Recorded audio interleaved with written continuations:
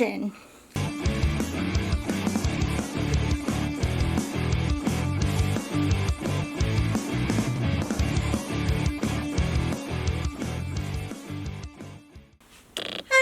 Welcome back to my channel. It's been a long ass time. I'm not gonna lie, it's been a long time. So I've had a lot of stuff happen in my personal life, both health-wise, family-wise, work-wise, and lately it's been a lot of stuff health-wise that's been pushing it back. But today I have a wonderful video for you guys. I'm really excited.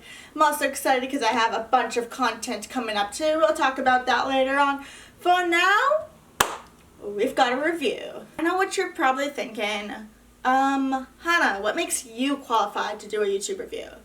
Well, you see, it's simple. Basically, doing reviews is basically my job as a music journalist, and it's my YouTube channel, so I can do whatever I want. And if I want to do reviews that are not music-based, I can very well do so.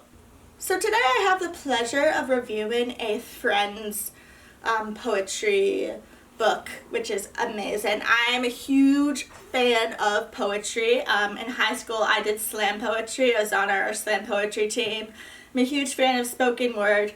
So when my friend Stephanie reached out to me about this amazing book that she had, I was like, yeah, I'll read it. I'll give it an honest review. I'll look at it.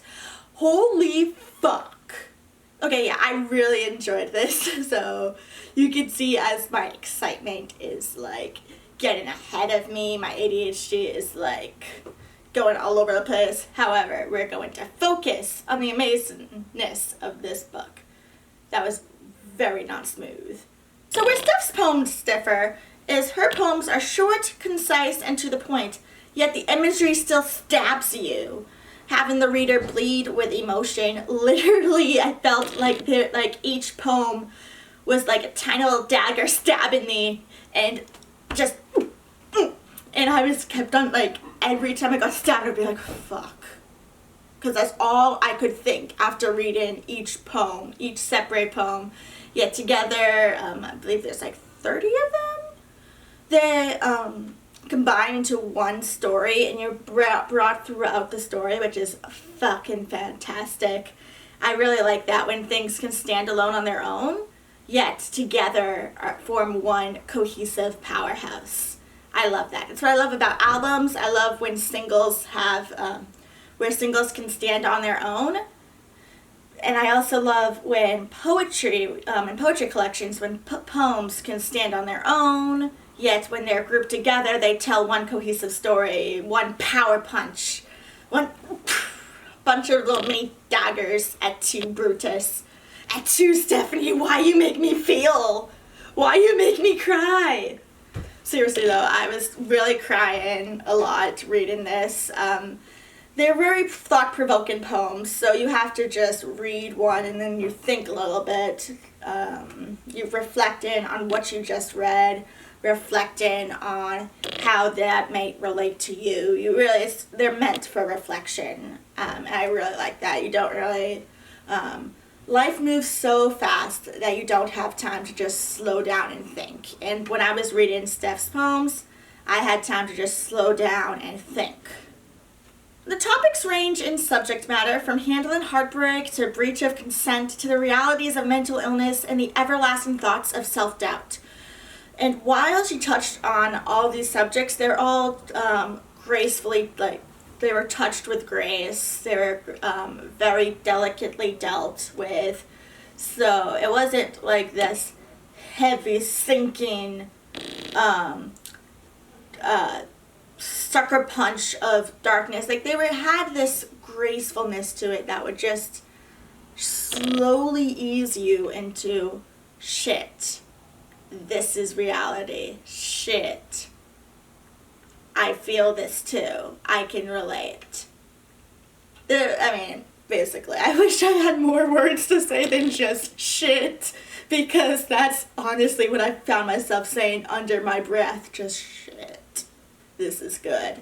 A few favorites of mine include A Loss of Light, An Empty Canvas, My Name, and Unremarkable. Those stood out to me, each for their own reasons. Actually, I'm going to go read a few of them to you right now, just so I can prove to you how within this like short little stanza, you feel just like, it's like a Wonder Years song in just one little can. That's the best way to describe it. A Wonder Years song.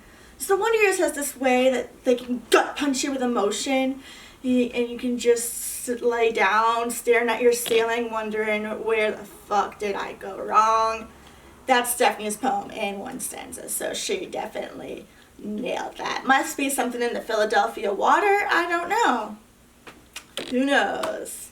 This one's called Consent. This is one of the longer ones in the collection. They're all short poems, easy reads. You can just flip by, reading, and then before you know it, you're done, and you're like, what the hell? Give me more. So I'm just going to read it to you. The foggy memory of you tracing your fingers down my chest and stripping me down to my core is one that I cannot forget. The pain in my chest from trying to breathe was enough to paralyze me from using the word that I was taught at such a young age. Isn't this what I wanted? Isn't this what I wanted? Isn't this what I wanted? Echo through my mind as the tears run down my cheeks, down my throat, that now consist of bruises that marked me as what you considered to be yours. This isn't what I wanted. My body hasn't been mine since. Fucking hell. I want to touch note on the repetition of this, the repetition of, isn't this what I wanted? And so I wanted to touch note on the repetition of, isn't this what I wanted? She goes, isn't this what I wanted? Isn't this what I wanted? Isn't this what I wanted? Echo through my mind. So repetition is a wonderful tool used to emphasize something. In this case, she's emphasizing the thought of, this is like what I want, right? This is what I'm supposed to feel. I'm supposed to be happy. Why am I not happy? And the repetition is mimics the thoughts of when you're anxious and you're like, oh, and you're trying to talk some sense into you. I forget what the techniques called. I'm brain fogging on it. But you're just like, all right, it's going to be fine. Deep breath in and out. This is going to be okay. And just repeat, this is going to be okay in your mind. That's the feeling I got from the repetition. And that's why repetition for emphasis is so important in poetry, or is one of my favorite facets, I should say. It really speaks paragraphs. It does the job well. And holy shit, can I hug you, Steph? I just want to hug you through the screen. Holy shit. Side note, the lighting isn't the best here. I'm just testing out different areas of the house, but for lighting purposes. So yeah, noted, don't film in this room again. Anywho, we're going to go read another one. This one is called An Empty Canvas, and this is one of the shorter ones. So we just read one of the longer ones. I'm going to read one of the shorter ones. It's called An Empty Canvas. I was trying to write a poem about how I feel, and the empty paper laying in front of me said more than I ever could. And as simple as that is, it speaks so much. I mean, just the feeling of emptiness. I don't know if you've ever had this. So basically, if you're like a creative, or if you're doing, not even like a creative, it's more common in creatives, but especially when in school and you're trying to write a paper, or if you're trying to do anything, you're just staring at a blank paper, a blank canvas, a blank doc, Word doc for in my instance, and you're just staring at it, wanting something to come up of it, and you can't think of anything, and you start to second guess yourself, and you start to doubt, is this really what I'm here for? What is happening? And sometimes the emptiness and the lack of finding the way, the way that it's hard to find what's in your head and to get it out on paper it's tough. And she touched on that, or at least that's what I've interpreted. What I've learned a lot from poetry is that it's really up to interpretation, and there's many ways you can interpret a poem, and there's never like really a wrong way, or there's not really a wrong way to interpret poetry. That's what I really love about art. There's so many different ways you can interpret. It really is amazing.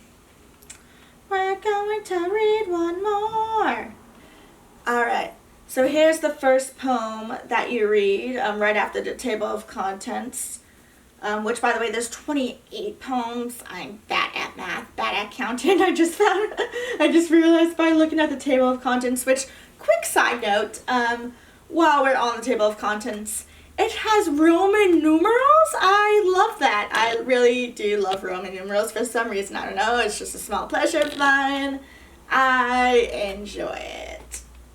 But the first poem the first poem you turn to is called A Constant Burn, and this is like the opening. And the first poem is a statement. It's what the whole book's basically going to be about.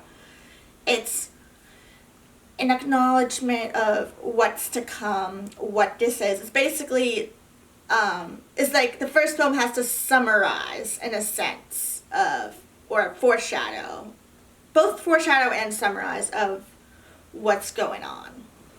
It's super important, whether it be the first chapter of a book for a novel, the first poem in a collection, the first picture in a photo book, I don't know, whatever. The first thing that you show to people, or the first thing that you read, is the most important.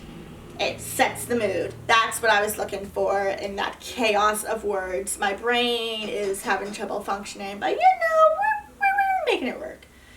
So the first thing that you read is called A Constant Burn. Each inhale of nicotine that I took burned my throat as it worked its way into my lungs. But nothing could ever burn or hurt as badly as the words you said when you left me. I never loved you. Fucking hell, what the fuck? I literally put down my phone. I was like, what the hell? What am I reading? I am going to cry today. Holy shit. I never loved you. What the...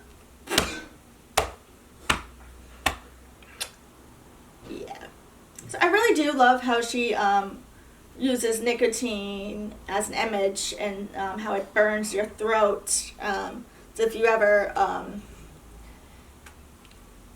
like smoked a cigarette or a cigar or anything, you know, with that, like when you're like, you accidentally inhale and it goes down and you have to cough a little, and it's just like gives you like heart. Or maybe it's just me, but like feels like heartburn or whatever. So that's a really strong image, and then to come say that that's a minor compared to being told that I never loved you. I mean, hearing that is just a heart sunk. But like it just puts into perspective of how painful that moment was for her. I'm just. Again, I want to hug her. I really do. You read through this.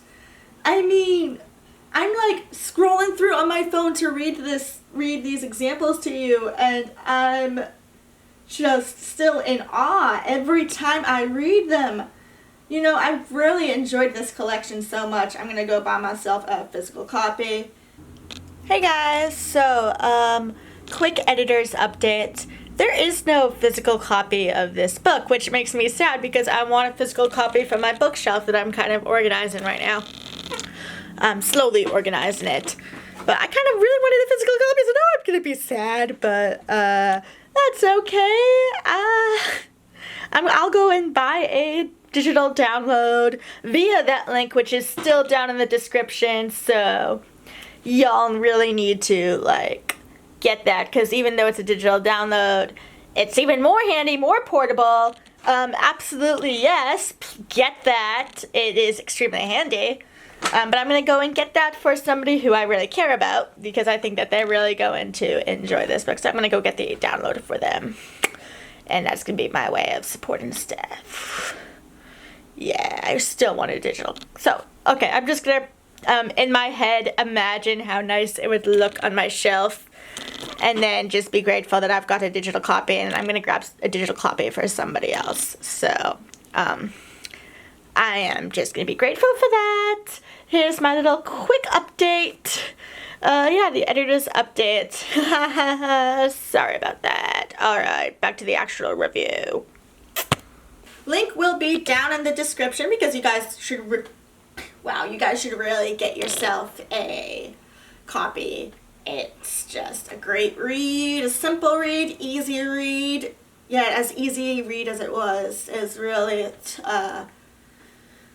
like, you really have to pause and think because it's tough to go through with the dark subject matters, to just pause and think and be like, shit, this happened.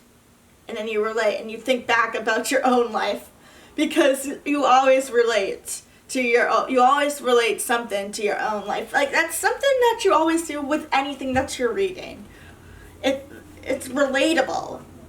And like, it's relatable as all hell, seriously. If I were to be nitpicky, so there were quite a few cliches weaved in and out, and this is just me being nitpicky. I am a huge believer that cliches are cliches for a reason, though. They're used so much in creative compositions because they are true. That being said, my mind still cringes at the word crimson, especially when being used to describe blood.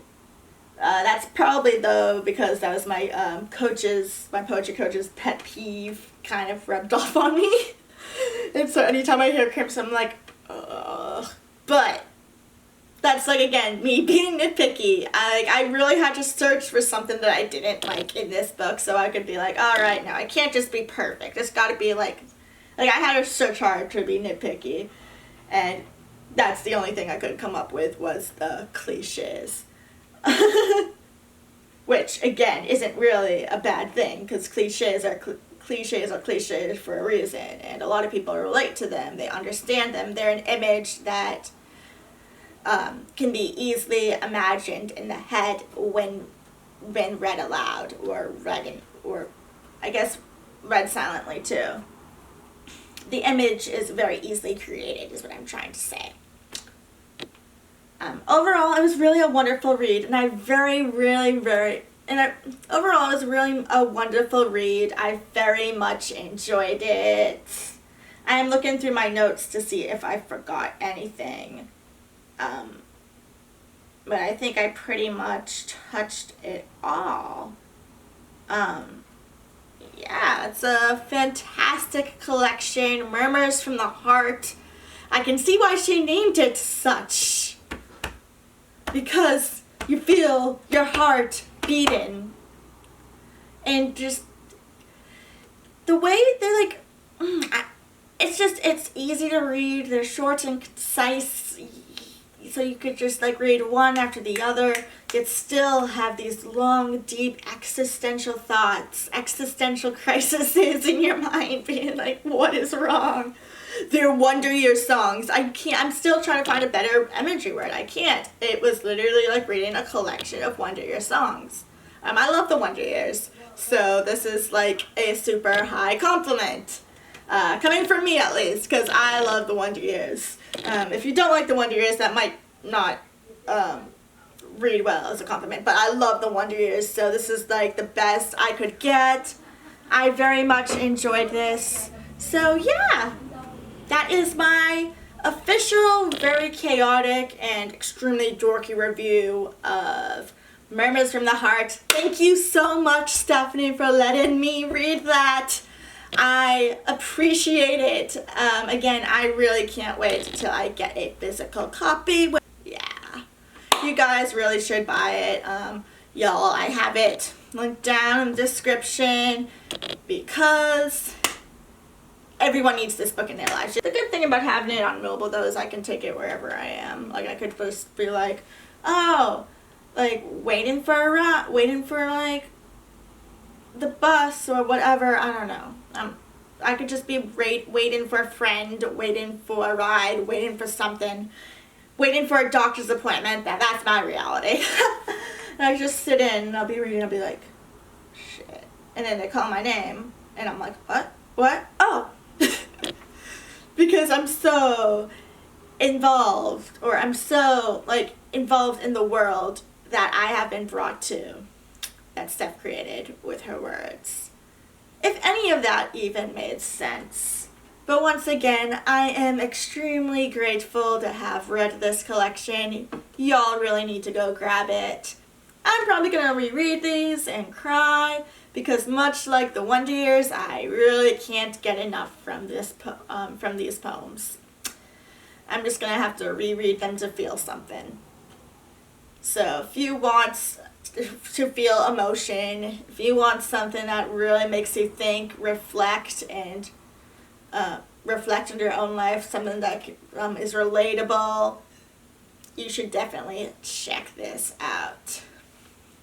And I really, really do want to hug Steph right now. I am going to, if there was not a pandemic, I would be driving my ass over, like, I'd be driving my ass to go see her, knocking on her door, like, very aggressively knocking, just to be like, hi, I'm giving you a hug, and then probably, like, dash, because that's me. I like to give hugs and then awkwardly dash. I don't know. Oh, you're still here? Well, while you're here, I guess you should subscribe to my channel, because I've got some amazing content coming up. Some wicked cool content I am super excited about. So y'all need to, like, hit that subscribe button, like this video if you enjoyed this review, especially if you want to see other reviews. I had a lot of fun actually reading these poems and coming up with how I was going to review it. I believe I'm actually way better at reviewing within the word format as opposed to video format. But I want to get better at reviewing in video format, so I'm going to do more reviews, and y'all can judge me for it in the comments, which reminds me, please comment down below. Ask me some questions. Just say hi, what's up? I don't know, let's communicate. Let me know what you want to see, because if you have something that you really want to see and I'm like, hey, maybe we should do it, and then I can film it, I can upload it, and we all win. Well, I guess this is the end, so DFTBA, stay posy, and I'll see you later. Alright, cheers.